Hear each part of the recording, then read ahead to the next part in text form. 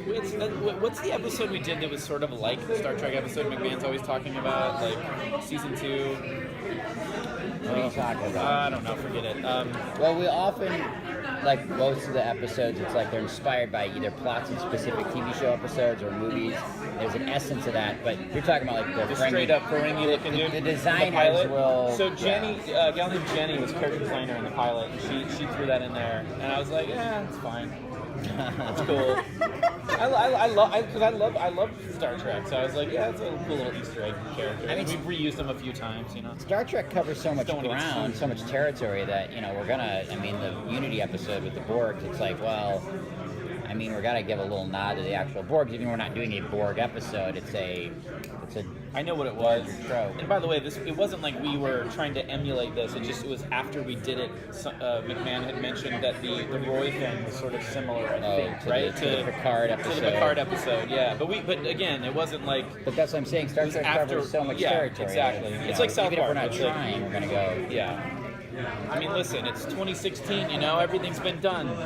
We just have to, it's like when you mix paints, you're like, I'm going to use a brand new color no one's ever painted with. And then you find out, no, they've been... That's just purple. Fucking Rembrandt was using that the first person to mix blue and red. A million years ago when he was alive. With the dinosaurs. Possibly, yeah. We're figuring it out. It's very rough on production.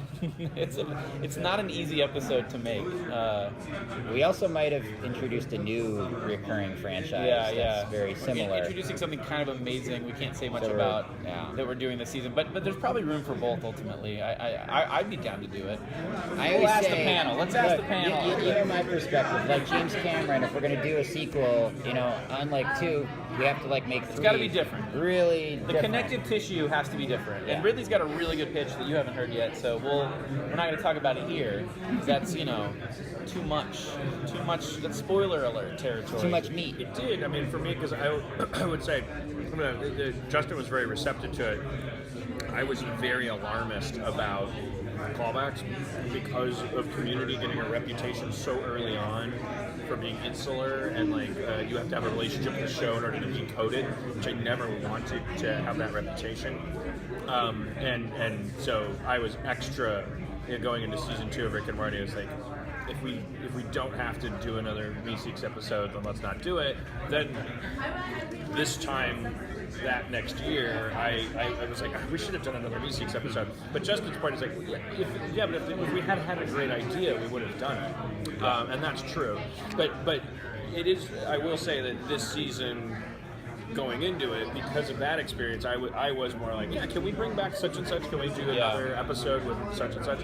I would love. We still haven't done it yet, but I would definitely want to see another episode with Keith David's character as the president, because that was specifically designed to be a thing that was another option for the show to do. Is a whole different type of narrative, you know. That's definitely inspired by the Doctor Who lieutenant, who I remember in the Rick Baker years, he would just get called back to Earth to help the British government with something like in between like traveling the cosmos.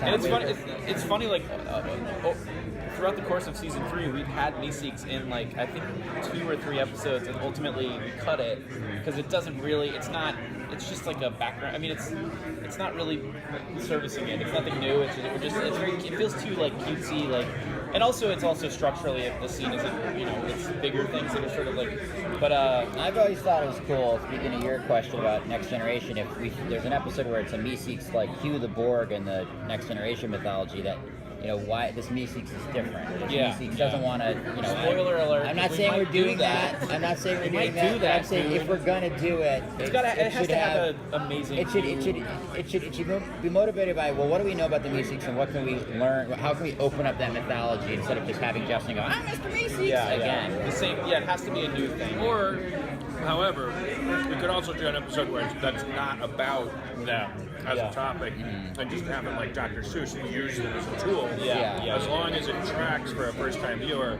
I guess that's some kind of guy that says I'm Mr. Meeseeks and does this thing. And you have to just like serve those masters, I guess. You always have to imagine, what if some random person is watching the show that's never heard of it? Are they going to be able to understand what's going on? No comment. I plead the 5th. on that one. You're gonna see some things that people have been wanting to see. So you'll Let's just never put it be that able to way. unsee. much harder. Yeah, I think it's harder. Yeah, definitely. It's Because been really hard this year. yeah, but I mean, it's just because the expectations and what we've done, like looking at what we've done, looking at how it's been received. I don't even think that. Really? What do you think? I think it's just more like we're like, what's the potential of this show, and therefore, what's the potential of every episode to be the best possible version it can be? There's so much potential that internally, without even ever reading Reddit or anything, I wouldn't even think that's an influence. I think like we're like, oh my god, we can do anything we want because the network lets us do anything we want, and so it's only our own standards, and so we're like, well, how can we make every episode a masterpiece? If it's not a masterpiece, we freak out and try to make it a masterpiece, and that that's a lot of pressure. The internal internally. bar is very high, so yeah, that is true. But it's a good thing. I mean, ultimately, it's like, it's going to result in really, really good episodes across the board. We don't want to have a bad episode that's like universally considered, oh, that's the Rick and Morty's. I mean, there may arguably exist already, right? I don't know, but What, bad episodes? I guess I don't know. Yeah, I mean, look, I love them all, but but we just. Some I are mean, better than I others. just mean, like our worst episodes are like contested. There's people who fight for those. Like that's my favorite episode. Well, that's my, that's the one I think. But then we just don't want one that's like universally like everyone's like, okay, that was a stinker. So. And I don't think that'll ever happen. I do. This season? I think this season was a stinker. Really? I know. He's So joking. far, there hasn't been a stinker. We're not gonna let it out the gate, man. No, it's true. I mean, this season we were behind schedule, and Ryan came over to my house on a weekend, and I watched the animatic, which is as far as you can go before. No, it was a thumb. It was thumbs. All right, But well, whatever. I was trying to be more dramatic. Oh, okay. It was the thumbnail animatic of episode 304, and I was ready to move forward with it, and then Ryan said, well, me and Dan Guterman, another writer, like, we talked to Justin about it, we wanted to see your reaction to it, and I had to pull it out of him. He's like, no, we're not satisfied with it, we want to start over. And we were already way behind schedule, and those guys are the ones that bear the brunt of us being behind schedule, and they have to work weekends, and they're the ones that wanted to do it. There's a weird higher calling there, and it's not an endless perfectionism, because when something finally clicks and you go, this is a good episode of TV. But it's not just me. I was very happy to find that out. Either I had infected people, or that it's not just me, that left to your own devices you go, look, this is going to be on TV, it's going to have our names on it, it should be good.